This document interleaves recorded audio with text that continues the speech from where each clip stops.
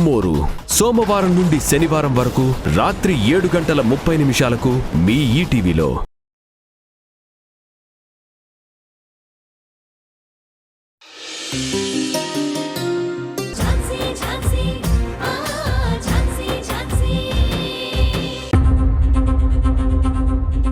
ప్రసాద్, ప్రసాద్, నేను గెలిచాను. ప్రసాద్, నేను కేసు గెలిచాను. మన న్యూ జర్నీ, మన న్యూ బిగినింగ్ ఇంత బిగ్గెస్ట్ హిట్ అవుతుందని నేను అస్సలు అనుకోలేదు. ఏమైంది మృణాల్ని? ఎందుకింత హ్యాపీగా ఉన్నావు? అసలేం జరిగింది? నేను గెలిచాను. నేను కేసు గెలిచాను. ఆ ఝాన్సీ మీద నేను గెలిచాను. వావ్, కంగ్రాచులేషన్స్ మృణాల్ని. నాకు తెలుసు నువ్వు గెలుస్తావని. I know you will win. This is our good start. Thank you Prasad, thank you so much. Judge తీర్పిచ్చాక, కేసు ఓడిపోయాక ఝాన్సీ ఫేస్ చూడాలి. నెత్తురు చుక్క లేదు, గాలిపోయిన చిప్స్ ప్యాకెట్లా అయిపోయింది దాని మొహం. లేదంటే నాతో పెట్టుకుంటుందా?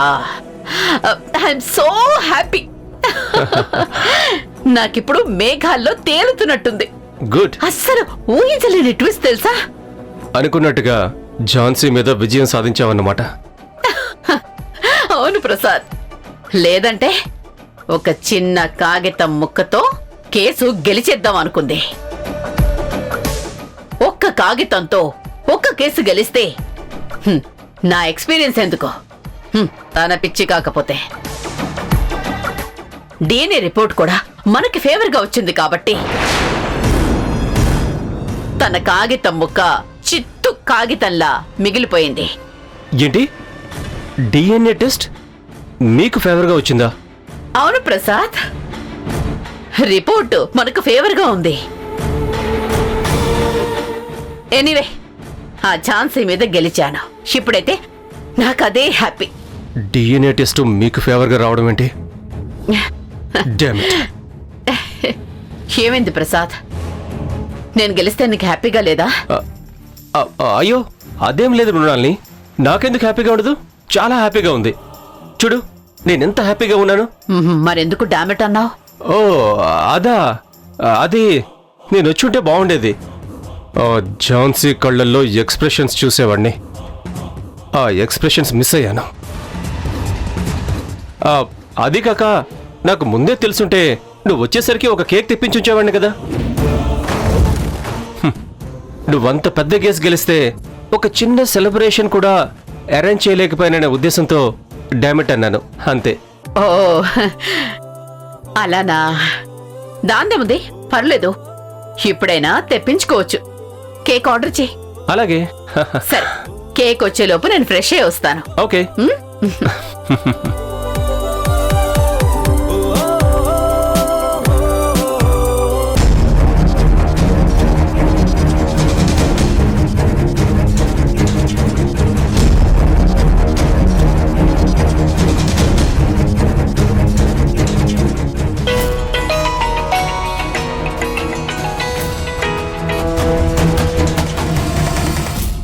Hello, what is this Mandakini? అసలు ఏం జరుగుతుంది? అదే సార్, నేను డిసప్పాయింట్ అవుతున్నాను. గెలుస్తుంది అనుకున్న మ్యాచ్ ఓడిపోయింది. నేను అడుగుతుంది క్రికెట్ మ్యాచ్ గురించి కాదు, కోర్టు కేసు గురించి. నేను చెప్తుంది కూడా దాని గురించే.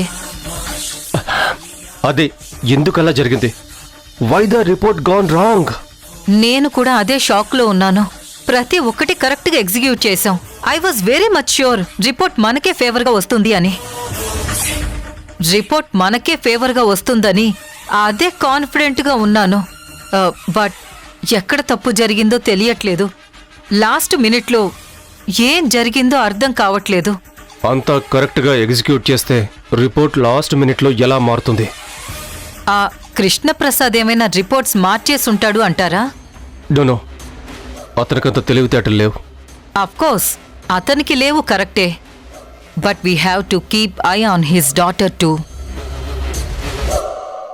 తన కూతురు మీద ఒక కన్నేసుంచాలి.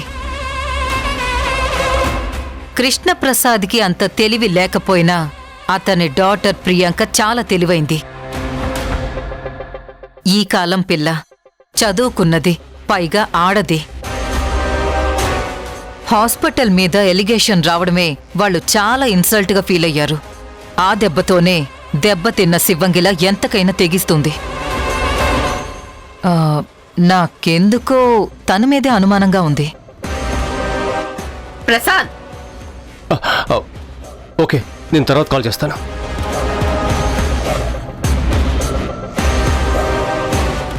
ప్రసాద్, మృణాలి. ప్రసాద్, నీకు చెప్పడం మర్చిపోయాను. నేను ఆ ఝాన్సీని ఛాలెంజ్ చేస్తూ గార్డియన్షిప్ ని కాల్ బ్యాక్ చేస్తూ కోర్టులో నోటీస్ సబ్మిట్ చేశాను. ఆ నోటీస్ ఇంటికి కూడా పంపించాను. అవునా? అవును, రేపే కేస్ డేట్. చూడాలి పిల్లల తరపున ఎవరెవరు వస్తారో అని. ఇంకెవరు వస్తారు? ఆ ఝాన్సీయే కదా. వస్తే మీ వదిన ఆ చంద్ర వస్తారు. మీ నాన్న ఎలాగూ రారు. అవును ప్రసాద్, రేపు కోర్టులో వాదించి ఆ ఝాన్సీ మీద గెలిచి తనని ఆ ఇంట్లో నుంచి బయటికి పంపించడమే లేట్. ఇప్పుడైతే గౌతమ్ కూడా లేడు.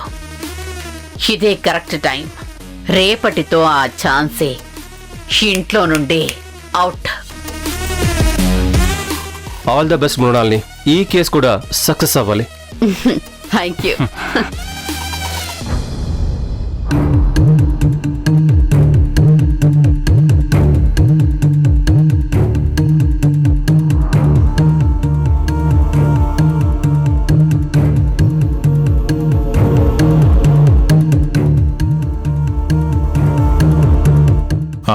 నాన్న, మీటింగ్ ఈరోజు క్యాన్సిల్ చేసేసాను. వాళ్ళని రేపు రామని చెప్పాను. మీరు ఒకసారి ఆఫీస్కి వచ్చి ఆ డీటెయిల్స్ అన్ని చెక్ చేస్తే ఆ ప్రాజెక్ట్ ఓకే చేస్తాను. సరే ధన.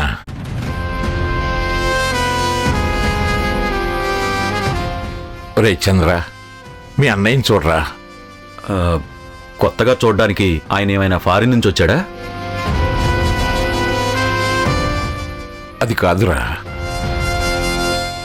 అన్నయ్య మనసులో ఎంత బాధన్నా కుంగిపోకుండా ఇటు ఆఫీసు అటు ఇంటి పరువుని కాపాడుకుంటూ వస్తున్నాడు. నువ్వు కూడా పిచ్చి తాగుడు అలవాటు మానేసి అన్నయ్యతో పాటు ఆఫీసుకు రారా. మాట్లాడి వింటరా, అలా సైలెంట్గా ఉంటామే. ఏం మాట్లాడమంటారు? ఒక పక్క గౌతమ్ జైల్లో ఉంటే మీరు ఆఫీస్ పనులు అది ఇది అంటారేంటి? మావయ్య, మీకు డీజీపీలు, మినిస్టర్లు అలాంటి పెద్ద పెద్ద వాళ్లతో పరిచయం ఉంది కదా. ఒకసారి మన గౌతమ్ గురించి మాట్లాడొచ్చు కదా.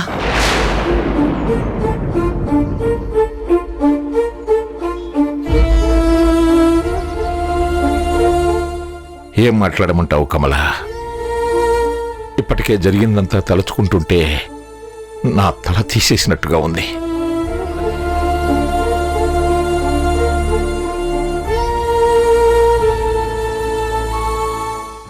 నీ పెద్ద కొడుకు రాకేష్ అప్పుడెప్పుడో ఇంటి పరువు బయటకు లాగాడని వాడు బ్రతుకున్నా కూడా పిండం పెడుతూ వచ్చాం.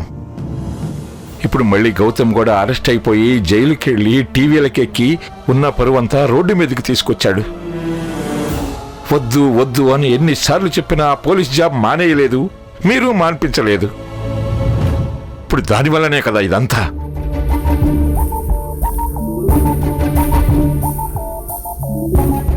మీరు చెప్పినట్లుగా నాకు పొలిటీషియన్స్ తెలుసు, కానీ వాళ్ళకి ఏం చెప్పాలి?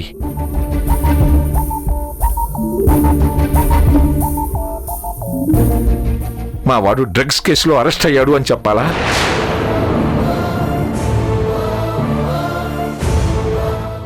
లేదా లాకప్ డెత్ కేసులో ఇరుక్కున్నాడు అని చెప్పాలా? చెప్పండి, ఏ మొహం పెట్టుకుని వాళ్ళని సహాయం అడగాలి? మనకేదైనా సమస్య అవసరం ఉన్నప్పుడే కదా వాళ్ళని సహాయం అడుగుతాం. దాంట్లో మొహాట్ పడ్డానికి ఏముంది నాన్న?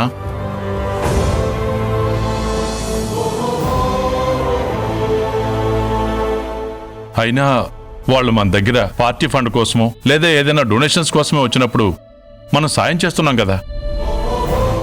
మీకు ఎంత ఇన్ఫ్లుయెన్స్ ఉండి కూడా వాడు జైల్లో ఉండటం ఇబ్బందికరంగా ఉంది నాన్న. అది కాదురా ధన, నాకు అడగడానికి ఇబ్బంది లేదు. నా మనవడు గురించి కాకపోతే ఇంకెవరి గురించి అడుగుతాను? కానీ మ్యాటర్ సబ్జుడిషన్లో ఉండగా, అంటే కోర్టులో ఉన్నప్పుడు ఎవరు ఏమీ చేయలేరు.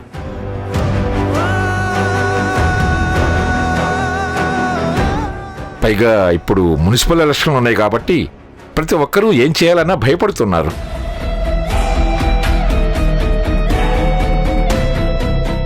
అయినా మళ్ళీ రేపోసారి మినిస్టర్ గారితో మాట్లాడి చూస్తాను.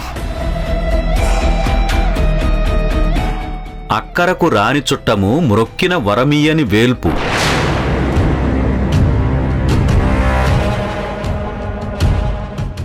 మొహరమునుదా నెక్కిన బారని గుర్రము గ్రక్కున విడువంగా వలయుగదరా సుమతి.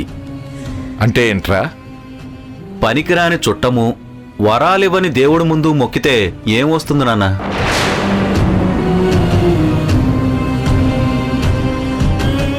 అలాగే పరిగెత్తని గుర్రం మీదెక్కితే ఉపయోగమేముంటుంది?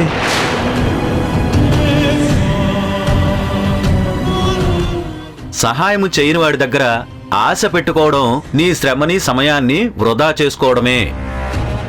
అంటే ఏంట్రా? నేను సహాయం చేయను అనా లేదా చేయలేను అనా?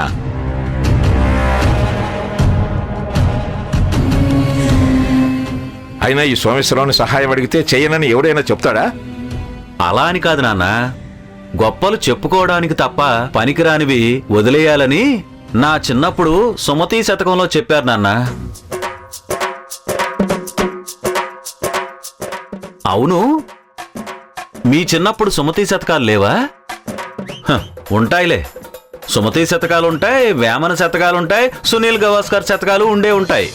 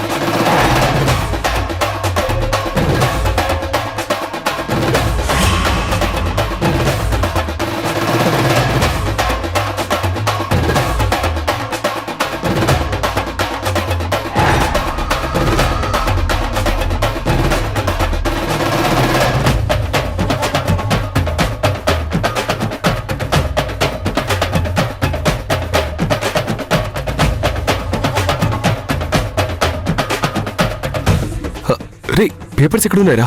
నాకేం తెలుసురా? రే, నీకే కదరా ఇచ్చాను. నాకెప్పుడు ఇచ్చావురా?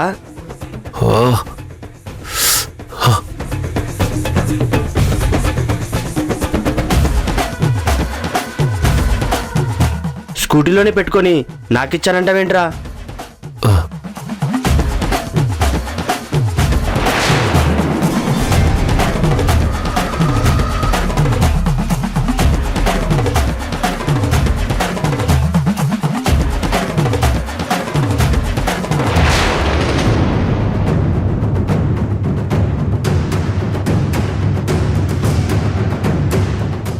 సార్, ములాఖాత్కి ఎక్కడికి వెళ్ళాలి? అటు వెళ్ళండి. అటుపక్క రారా.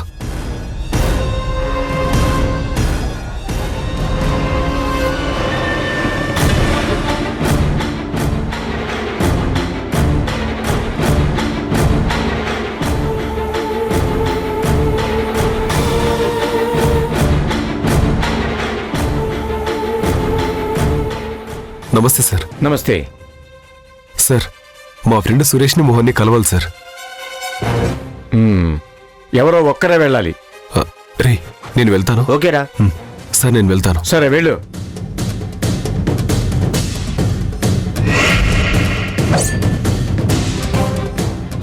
Good morning sir. Good morning. I'm lawyer Jhansi. నేను గౌతమ్ గారిని కలవాలి. ఓకే మేడం, వెళ్ళండి. థ్యాంక్ యూ సార్, నేను గౌతమ్ని కలవాలి. మేడం, మీరా?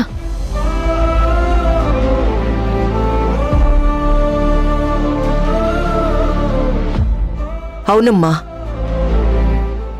సార్, నేను గౌతమ్ని చూడ్డానికి వచ్చాను. నువ్వెంతసేపు అయిందొచ్చి? ఇప్పుడే మేడం. నేను కూడా గౌతమ్ గారి కోసమే వచ్చాను.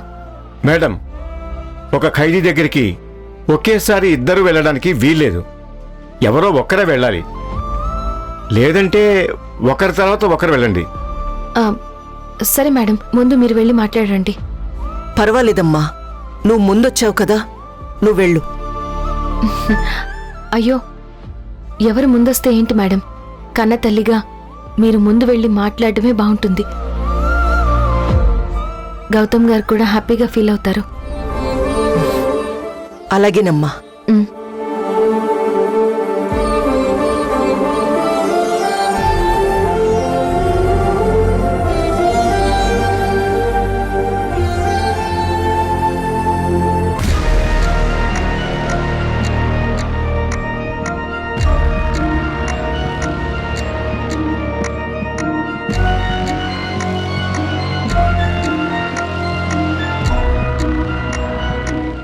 అమ్మా, గౌతమ్,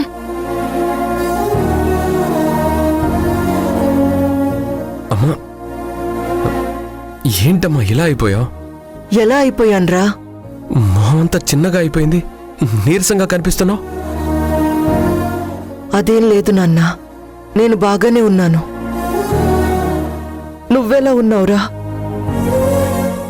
బాగున్నా అని చెప్పలేను, బాగోలేనని చెప్పలేను. ఇదో కొత్త ఎక్స్పీరియన్స్ అమ్మా. ఇంట్లో దొరకని స్వేచ్ఛ ఓ రకంగా జైల్లో దొరుకుతుంది.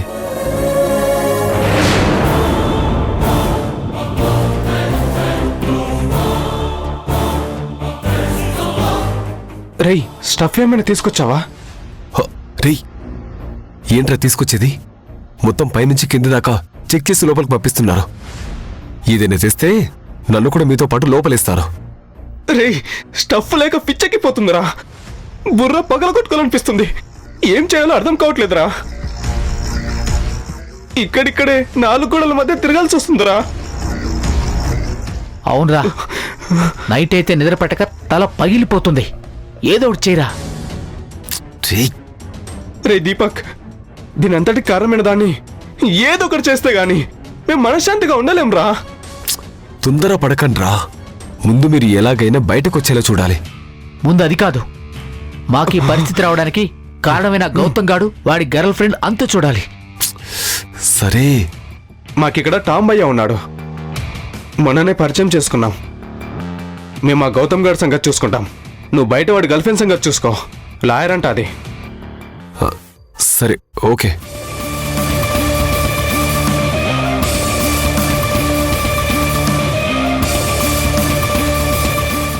అమ్మా, 2 రోజులకి ఎలా అయిపోయావో చూసావా? నా గురించి ఎక్కువ ఆలోచించి దిగులు పడకు. నేను నీకు ధైర్యం చెప్దామని వస్తే నువ్వు నాకు సానుభూతి తెలుపుతున్నావా? అవునమ్మా, ఒకదానివే వచ్చావా? ఓహో, అంటే ఇంట్లో ఎవరికీ తెలియకుండా వచ్చావన్నమాట. అంటే అక్కడున్న వాళ్ళందరూ నాది తప్పని నమ్మి నా మీద కోపంతో ఉన్నవారే. అర్థం చేసుకునేవారు ఎవరూ లేరన్నమాట. ఎందుకు అర్థం చేసుకోరు గౌతమ్? అందరూ అర్థం చేసుకుంటారు.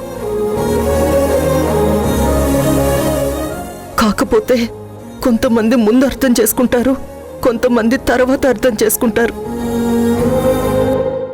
కొద్దిగా లేట్ అంతే. నువ్వు వీటన్నింటి గురించి ఆలోచించి బాధపడకు. సారీ అమ్మా, నా కోసం నువ్విక్కడి దాకా రావాల్సి వచ్చింది. గౌతమ్, ఇక్కడికి ఇలా రావడం కష్టమే, కాదని అనను, బాధ కూడా. కానీ ఆ బాధ తాత్కాలికమే అని నా నమ్మకం. ఎందుకంటే నువ్వు నేరం చేశావని నేను నమ్మడం లేదురా. అలా నమ్మితే నేను నిన్ను కాదు, నా రక్తాన్ని, నా పెంపకాన్ని అనుమానిస్తున్నట్టు. నేను నిన్ను అలా పెంచలేదురా.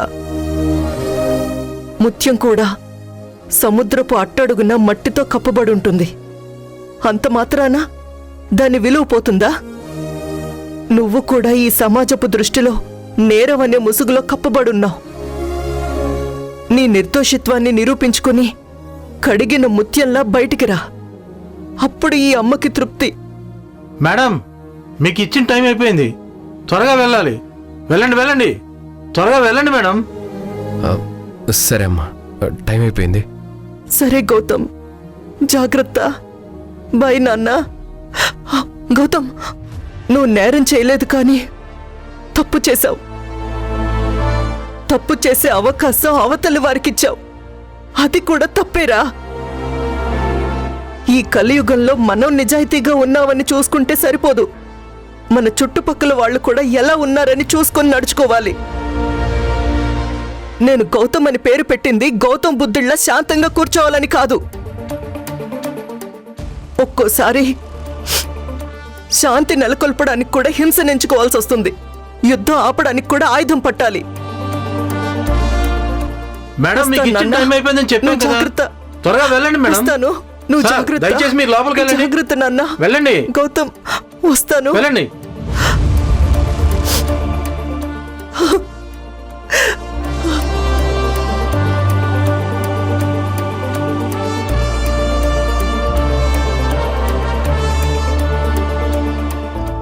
అయ్యో ఝాన్సీ, నువ్వు ఉన్నావన్న సంగతే మర్చిపోయాను.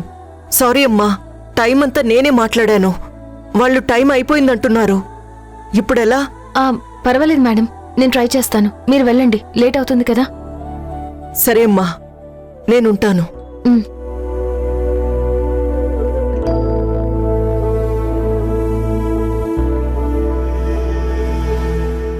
సార్, నేనిప్పుడు వెళ్ళి గౌతమ్ గారితో మాట్లాడొచ్చా? లేదు మేడం, టైం అయిపోయింది కదా. మీరు ఇంకా మాట్లాడలేదా? లేదండి, ఇందాక వాళ్ళ అమ్మగారు వెళ్ళి మాట్లాడారు. అదేంటి మేడం, ఉన్న టైంలోనే 1 by 1 వెళ్ళి మాట్లాడాలి కదా. ఇప్పుడు మీరెళ్ళి మాట్లాడతారంటే ఎలా? టైం అయిపోయింది మేడం. వాళ్ళకిప్పుడు వేరే యాక్టివిటీస్ స్టార్ట్ అవుతాయి. ఈ టైంలో అంటే కష్టమేనండి. లేదు సార్, నేను జస్ట్ 5-10 మినిట్స్లో మాట్లాడి వెంటనే వచ్చేస్తాను. లీగల్ విషయాలు మాట్లాడాలి. నేను తన లాయర్ని. ఓకే, వెళ్ళి త్వరగా వచ్చేయండి. Thank you sir. సార్, నేను గౌతమ్ సార్ ఫియాన్సీని.